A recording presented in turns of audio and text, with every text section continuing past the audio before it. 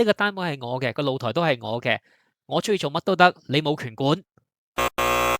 嗱，咁好多人都以為啦，如果你買咗個 condo 或者買咗個 townhouse 嘅話，裏面所有嘅嘢都係你嘅。咁其實咁諗咧就係錯嘅，因為有一樣嘢叫做 limited common property，佢係一個大家都共同擁有嘅物業，但係就俾你個單位專用嘅。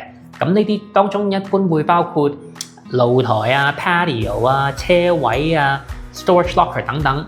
咁而你用嘅時候咧，雖然係你專用，但係唔係可以俾你隨意咁用。咁所以你一定要跟足 Strata 嘅 bylaw 去用。如果你冇跟足規矩，有機會遭到罰款㗎。